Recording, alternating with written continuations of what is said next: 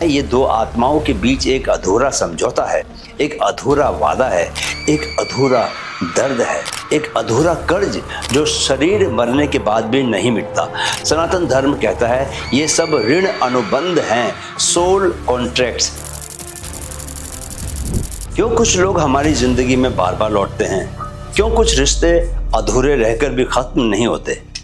नमस्कार दोस्तों, स्वागत है माइंड फिट स्पिरिचुअल के इस अनोखे सफर में। सनातन धर्म के अनसुलझे रहस्य।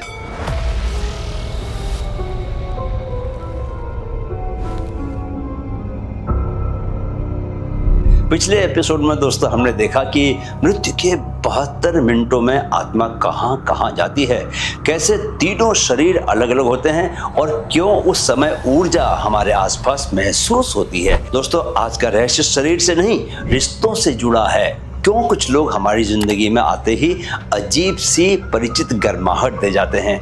क्यों कुछ लोग पहली मुलाकात में ही अपने से लगने लगते हैं? क्यों कुछ लोग 1000 कोशिशों के बाद भी हमारी जिंदगी से जाते नहीं और कुछ 1000 पकड़ने पर भी हमारे हाथ में टिकते नहीं? सनातन धर्म कहता है ये सब ऋण अनुबंध हैं, सोल कॉन्ट्रैक्ट्स, पुराने जन्मों के अधूरे हिसाब किताब। और दोस्तों आज की कहानी आपकी रूह तक उतरने वाली है। सबसे पहले जानते हैं कि क्या होता है ऋण अनुबंध, सोल कॉन्ट्रैक्ट। ऋण अनुबंध दोस्तों सिर्फ एक रिश्ता नहीं है, ये दो आत्माओं के बीच एक अधूरा समझौता है, एक अधूरा वादा है, एक अधूरा दर्द है, एक अधूरा कर्ज जो शरीर मरने के बाद भी नहीं मिटता। सनातन धर्म कहता है जिससे तुम्हारा तीव्र भावनात्मक इमोशनल संबंध होता है वही तुम्हारा ऋण अनुबंध है। वह भावना प्यार भी हो सकती है, घृणा भी हो सकती है, अधूरा अट्रैक्शन भी हो सकता है, अधूरा द्वेष भी हो सकता है। जहाँ भावनाएं अत्यधिक हैं वहीं सोल कॉन्ट्रैक्ट भी है। अब जरा समझते हैं कि क्यों कुछ लोग पहली बार में भी पहले से जाने पहचाने लगते हैं। दोस्तों आपने नोटिस किया होगा कि कभी कभी कोई इंसान पहली ही मुलाकात में दिल को छू जाता है, जैसे सदियों से जानते हो उसे, जैसे कोई पुराना बिछड़ा दोस्त, पुराना कोई प्रेमी, कोई ऐसा रिश्ता जिसे शब्दों में डाला ही नहीं जा सकता। ये फेमिलियरिटी, ये वार्म, ये अजीब सा मैग्नेटिक पुल सारी साइंटिफिक साइकोलॉजी फेल कर देती है। सनातन कहता है दोस्तों ये पिछले जन्म का अनरिजॉल्व्ड चैप्टर है। डेजा वो माइंड में होता है दोस्तों, पर ऋण अनुबंध कहाँ होता है? दिल में होता है। अब यह जानिए कि 3 प्रकार के सोल कॉन्ट्रैक्ट्स होते हैं। पहला होता है प्रेम का ऋण अनुबंध, जिससे पिछले जन्म में प्रेम अधूरा रह गया। इस जन्म में उसी की ओर दिल बार बार खींचने लगता है। कभी सही समय पर मिल जाते हैं, कभी गलत समय पर कनेक्शन इंटेंस होता है, पेनफुल भी होता है और ब्यूटीफुल भी होता है, खूबसूरत भी होता है।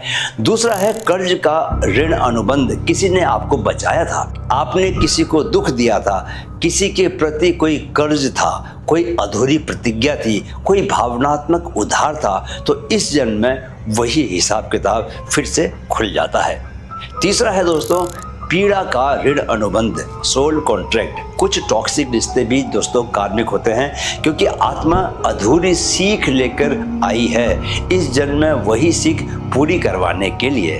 दोस्तों मॉडर्न साइकोलॉजी एक शब्द इस्तेमाल करती है, इमोशनल इम्प्रिंटिंग। ब्रेन कहता है ये पैटर्न पहले भी देखा है, लेकिन दिल कहता है ये इंसान पहले भी जिया है। क्वांटम इंटेंगलमेंट बताता है कि 2 पार्टिकल्स जो पहले से जुड़े हों वो लाइट ईयर्स दूर हों तब भी दोस्तों एक दूसरे पर असर डालते हैं। सनातन कहता है कि सोल इंटेंगलमेंट भी ऐसा ही है। रिश्ते टूटते हैं पर ऊर्जा एनर्जी नहीं टूटती। चलिए कहानी सुनिए जरा। वह लड़की जो 3 जन्मों से इंतजार कर रही थी। दोस्तों ये कहानी नहीं, एक डॉक्यूमेंटेड केस है। राजस्थान में एक लड़की थी कविता। उसे बचपन से डर लगता था एक खास गांव से। माता पिता समझ नहीं पाए। एक दिन अचानक कविता उस गांव के एक घर को देखकर रोने लगी। ये मेरा घर है, ये मेरा आंगन है, लेकिन ये लोग कौन है? हिप्नोटिक रिग्रेशन में पता चला कि पिछले जन्म में वही उसका घर भी था। वहाँ उसका प्रेम अधूरा रह गया था। वो लड़का मर गया था एक हादसे में, और आज उसी गांव में उसी लड़के का पुनर्जन्म भी हो चुका था। और दोस्तों, कविता उसे देखते ही पहचान गई। इसे कहते हैं ऋण अनुबंध, सोल कॉन्ट्रैक्ट, जहां दो आत्माएं 3 जन्मों से एक दूसरे की तलाश में थी।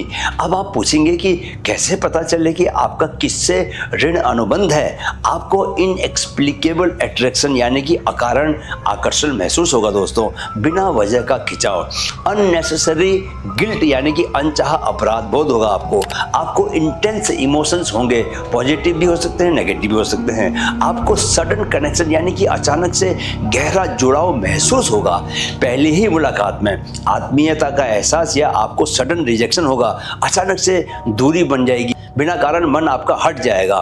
आपके जीवन में लॉन्ग अनफिनिश्ड रिलेशनशिप्स बनी रहेंगी, अधूरी कहानियां जो खत्म होकर भी खत्म नहीं होती। आपको ड्रीम्स आएंगे, dreams where same person appears repeatedly, बार बार सपनों में एक ही व्यक्ति आएगा। किसी से मिलकर ऐसा महसूस होना कि ये अजनबी नहीं है, हम पहले भी कभी मिल चुके हैं, यानी पहली मुलाकात में ही पुरानी पहचान का एहसास होना।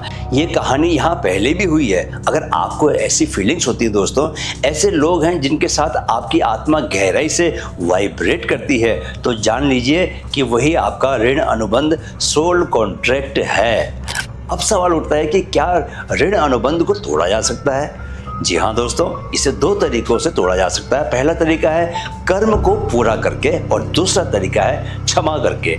क्योंकि ऋण अनुबंध भावनाओं से बनता है और क्षमा से टूटता है। यदि आपने किसी को लिबरेट किया या स्वयं को लिबरेट किया तो कर्म पूरा हो जाता है और आत्माएं आगे बढ़ जाती हैं। तो दोस्तों, अगर आज का एपिसोड आपके दिल तक पहुंचा तो समझिए कि आपने किसी अपने का नाम अपने मन में महसूस किया होगा ज़रूर। अगले एपिसोड में हम बात करेंगे प्रेत लोक, आत्माएं कहाँ फंस जाती हैं, क्यों कुछ सोल्स लिबरेशन नहीं पाती, क्यों कुछ जगहें हैवी लगती हैं, भारी लगती हैं, क्यों कुछ आत्माएं बार बार संकेत देती हैं। अगले एपिसोड का इंतजार कीजिए। मिलते हैं, तब तक के लिए जय श्री कृष्ण।